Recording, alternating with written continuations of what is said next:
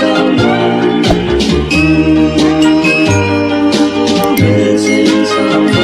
missing someone. Assalamualaikum warahmatullahi wabarakatuh.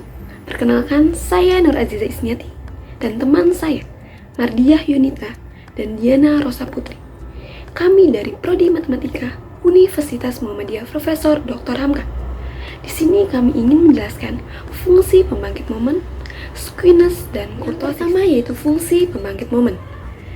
Menurut Momen et al. 2008 dalam Ronald 2003, tujuan utama dari fungsi pembangkit momen yaitu menentukan momen-momen sebaran.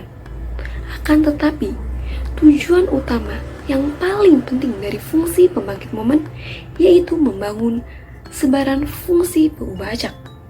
Nah, definisinya ini, fungsi pembangkit momen sama dengan nilai harapan dari E pangkat TY. Nah, digunakan untuk menurunkan momen ke R dari suatu distribusi nilai harapan Y pangkat R. Nah, momen pertama ini adalah nilai harapan Y pangkat 1 sebagai ukuran pemusatan. Sedangkan momen kedua adalah nilai harapan Y pangkat 2 untuk membentuk ukuran penyebaran. Di fungsi pembangkit momen ini, kita menggunakan dua konsep perhitungan. Yang pertama ini adalah variabel acak diskrit. Yang kedua variabel acak kontinu. Nah, variabel acak diskrit yaitu fungsi pembangkit momen sama dengan nilai harapan E pangkat TY sama dengan sigma E pangkat TY PY untuk semua nilai Y.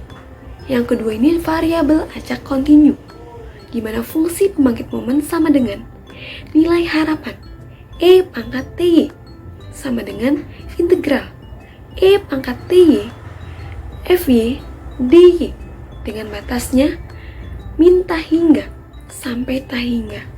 Lalu sifat khususnya ini adalah MR 0, yaitu turunan ke R dari fungsi pembangkit momen terhadap T dt pangkat R pada saat T sama dengan 0, sama dengan nilai harapan Y pangkat R. Bukti untuk variabel acak diskrit, di mana kita tahu bahwa fungsi pembangkit momen sama dengan nilai harapan E pangkat TY sama dengan sigma E pangkat TY PY untuk semua nilai Y.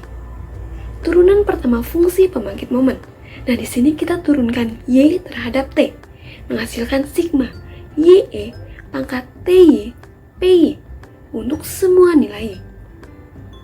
Jika T sama dengan 0, menghasilkan sigma YE pangkat 0Y PY sama dengan sigma Y PY sama dengan nilai harapan Y.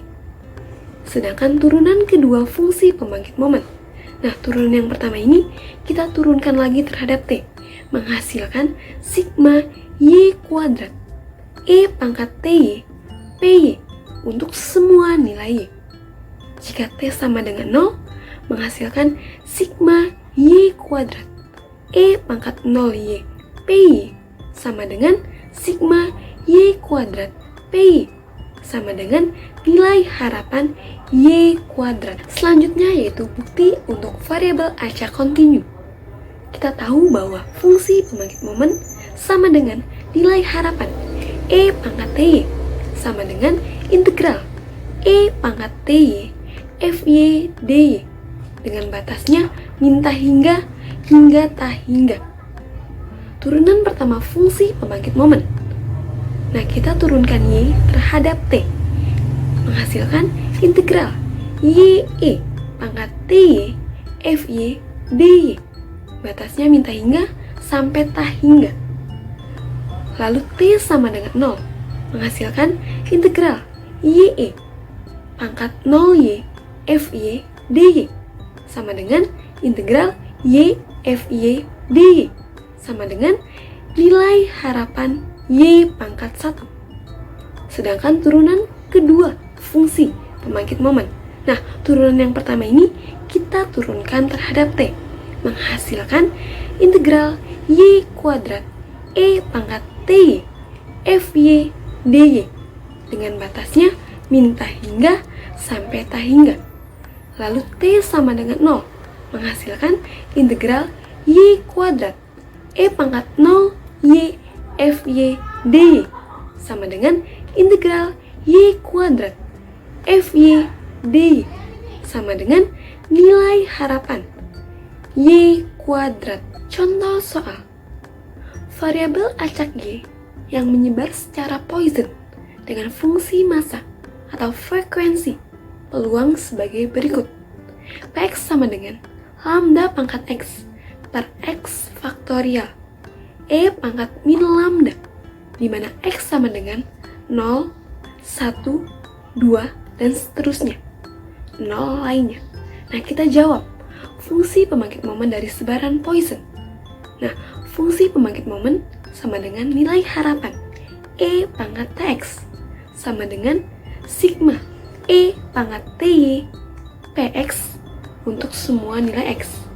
Nah, si Px ini kita ganti dengan si soal menjadi sigma E pangkat Tx lambda pangkat X E pangkat min lambda per X faktorial sama dengan E pangkat min lambda sigma E pangkat Tx lambda pangkat X per X faktorial. Nah, karena sama-sama mempunyai pangkat X, maka kita satukan. Jadinya E pangkat min lambda sigma E pangkat T dikali lambda dikali X per X faktorial. Nah, karena sigma E pangkat T dikali lambda pangkat X per X faktorial itu hasilnya E pangkat T lambda. Jadi E pangkat min lambda dikali E pangkat T lambda sama dengan E pangkat min lambda plus E pangkat T lambda menghasilkan E pangkat lambda dikali E pangkat T min 1. Nah, turunan pertama dari fungsi pembangkit momen yaitu hasilnya lambda E pangkat lambda dikali E pangkat T min 1 plus T. Nah, dari sini kita substitusi T sama dengan 0 menghasilkan lambda. Lalu turunan kedua dari fungsi pembangkit momen yaitu menghasilkan lambda E pangkat lambda dikali E pangkat T min 1 plus T dikali lambda E pangkat T. Nah, di sini kita substitusikan lagi T sama dengan 0 menghasilkan lambda dikali lambda plus 1. Sehingga yang digunakan untuk menghitung ragam dari sebaran Poisson. Rumusnya ini varians Y sama dengan nilai harapan Y kuadrat dikurang nilai harapan Y dikuadratin. Nah, karena hasilnya tadi lambda dikali lambda plus 1, maka dikurang lambda kuadrat sama dengan lambda. Selanjutnya ada squeness. Kemiringan atau squeness merupakan derajat ketidaksimetrisan atau keasimetrisan atau dapat pula didefinisikan sebagai penyimpangan dari kesimetrian suatu distribusi. Jika suatu kurva frekuensi yang poligon, frekuensi yang terhaluskan dari maksimum tengah, maka distribusi seperti itu dikenal dengan nama distribusi miring ke kanan atau memiliki kemiringan positif. Untuk kondisi kebalikannya, distribusi dikenal dengan distribusi miring ke kiri atau memiliki kemiringan negatif. Itu dipaparkan oleh Nurlina tahun 2013. Oke, kemiringan distribusi atau squeness data terdapat 3 jenis. Yang pertama, kemiringan data ke arah kiri atau ekornya condong kiri atau negatif, di mana nilai modus lebih dari nilai mean. Modus lebih dari nilai mean pakai tanda yang seperti ini.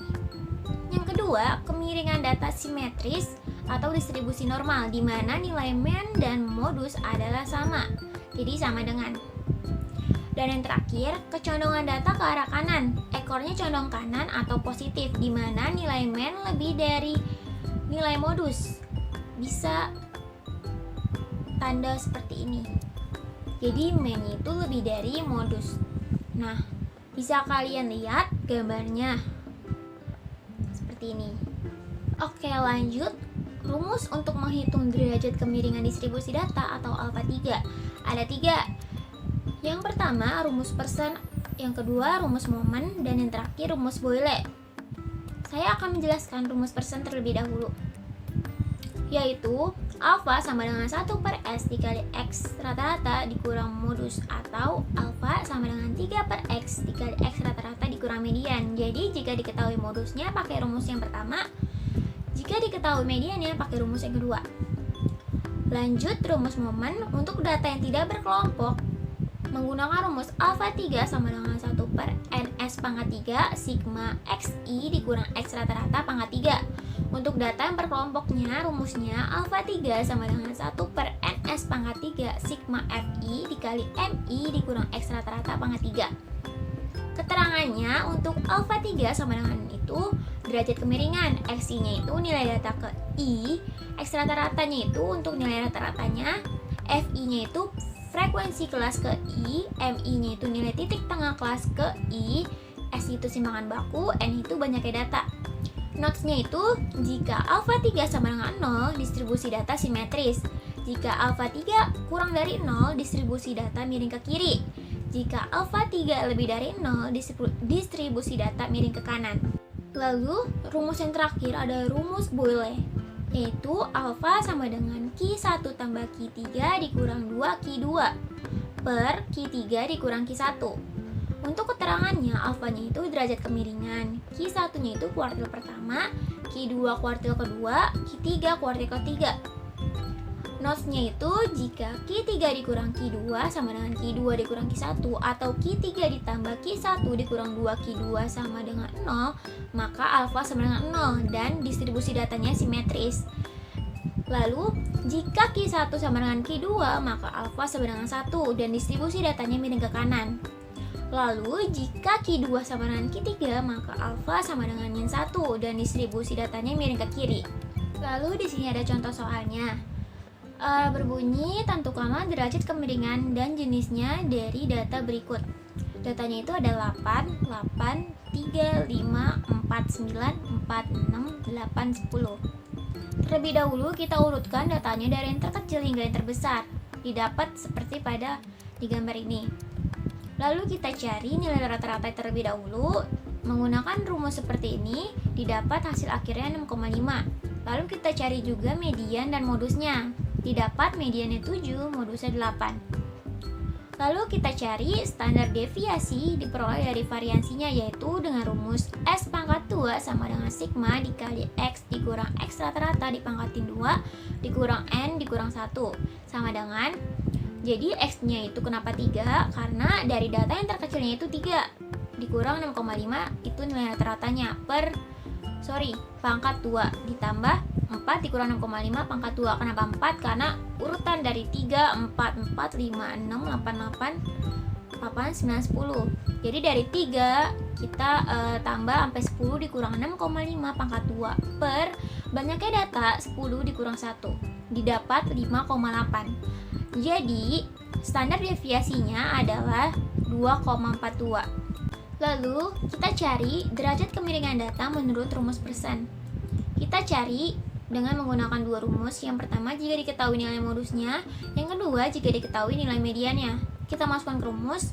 Jadi yang pertama 6,5 dikurang 8 per 2,42 didapat negatif 0,62. Lalu yang kedua 3 dikali 6,5 dikurang 7 per 2,42 sama dengan negatif 0,62. Karena alfa bertanda negatif, maka distribusi data miring ke kiri. Selanjutnya, kita mencari derajat kemiringan data dengan rumus momen. Rumusnya itu seperti yang tadi sudah saya jelaskan, tinggal kita masukkan saja ke rumusnya. Angka-angkanya jadi 3 dikurang 6,5 pangkat 3 ditambah 4 dikurang 6,5 pangkat 3 seterusnya sampai 10 dikurang 6,5 pangkat 3 per 10 dikali 2,42 pangkat 3. 10 nya itu total datanya dan 2,42 itu standar deviasinya. Lalu kita jumlah menghasilkan negatif 0,0635. Karena alfa bertanda negatif maka distribusi data miring ke kiri. Yang terakhir kita mencari derajat kemiringan data menurut rumus Boyle. Data yang terurutnya 3, 4, 4, 5, 6, 8, 8, 8, 9, 10. Dari data yang terurutnya itu kita cari Q1, Q2, dan Q3. Q1 nya itu rumusnya itu 1 per 4 dikali 10 ditambah 1. 10 nya itu jumlah datanya ada 10, jadi 10 ditambah 1. 1 itu emang rumusnya sama dengan 2,75. Q2 rumusnya 2/4 dikali 10 ditambah 1 didapat 5,5. Q3 sama dengan 3/4 dikali 10 ditambah 1 sama dengan 8,25. Maka kita masukkan ke rumusnya, alfa sama dengan Q1 tambah Q3 dikurang 2Q2 per Q3 dikurang Q1 sama dengan 2,75 ditambah 8,25 dikurang 2 dikali 5,5 per 8,25 dikurang 2,75 sama dengan 0 per 5,5 sama dengan 0. Karena alfa sama dengan 0, maka distribusi datanya simetris. Kurtosis. Menurut De Agostino et al. Tahun 90 dalam Skenkin 2003, kata kurtosis berarti lengkungan. Secara umum, kurtosis didefinisikan sebagai pengukuran yang menggambarkan derajat kelancipan suatu distribusi. Pengukuran kurtosis digunakan untuk menentukan apakah data berasal dari distribusi populasi normal. Keruncingan atau kurtosis adalah tingkat kepuncakan dari sebuah distribusi yang biasanya diambil secara relatif terhadap suatu distribusi normal. Berdasarkan keruncingannya, kurva distribusi dapat dibedakan atas 3 macam, yaitu sebagai berikut. Yang pertama, leptokurtik, distribusi yang memiliki puncak relatif tinggi. 2. Platikurtik, distribusi yang memiliki puncak hampir mendatar. 3. Mesokurtik, distribusi yang memiliki puncak tidak tinggi dan tidak mendatar. Bila distribusi merupakan distribusi simetris, maka distribusi mesokurtik dianggap sebagai distribusi normal. Berikut gambar keruncingan kurva. Untuk mengetahui keruncingan suatu distribusi, ukuran yang sering digunakan adalah koefisien kurtosis persentil. Yang pertama, koefisien keruncingan. Koefisien keruncingan atau koefisien kurtosis dilambangkan dengan alfa 4.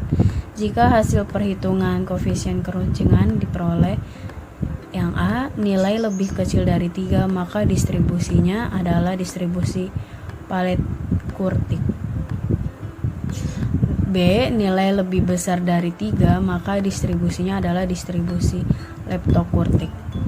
C nilai yang sama dengan 3, distribusi mesokurtik. Untuk mencari nilai koefisien keruncingan dibedakan antara data tunggal dan data kelompok. Yang A data tunggal, rumusnya alfa 4 sama dengan 1/n sigma x dikurang x bar pangkat 4 per s pangkat 4. Keterangannya, alfa 4 sama dengan koefisien kurtosis, n sama dengan banyaknya data, x adalah nilai data, x bar sama dengan nilai rata-rata, s sama dengan simpangan standar. B untuk data kelompok, rumusnya alfa 4 1/n x dikali x kurang x pangkat 4 dikali f per s pangkat 4. Yang kedua, koefisien kurtosis persentil. Koefisien kurtosis persentil dilambangkan dengan K atau kappa. Untuk distribusi normal, nilai K sama dengan 0,263. Koefisien kurtosis persentil dirumuskan sebagai K sama dengan 1/2 buka kurung Q3 dikurang Q2 per P90 dikurang P10. Contoh soal berikut ini disajikan tabel distribusi frekuensi dari tinggi 100 mahasiswa Universitas XYZ. A. Tentukan koefisien kurtosis persentil. K. B. Apakah distribusinya termasuk distribusi normal? Tinggi mahasiswa Universitas XYZ. Tabelnya ada tinggi dan frekuensi. Tinggi 60 sampai 62 frekuensinya 5. Tinggi 63 sampai 65 frekuensinya 18. Tinggi 66 sampai 68 frekuensinya 42. Tinggi 69 sampai 71 frekuensinya 27. Tinggi 72 sampai 74 frekuensinya 8. Jumlah dari frekuensi sama dengan 100. Penyelesaian. Yang A, kelas Q1 sama dengan kelas ketiga. Rumusnya Q1 sama dengan B1 ditambah 1 dikali N per 4 dikurang sigma F1 dikali O per F Q1 dikali C sama dengan 65,5 ditambah 1 dikali 100 per 4 dikurang 23 per 42 dikali 3 sama dengan 65,64. Yang B, kelas Q3 sama dengan kelas keempat. Rumusnya Q3 sama dengan B3 ditambah 3 dikali N per 4 dikurang sigma F3 dikali O per F Q3 kali C sama dengan 68,5 ditambah 3 dikali 100 per 4 dikurang 65 per 27 dikali 3 sama dengan 69,61. Yang C,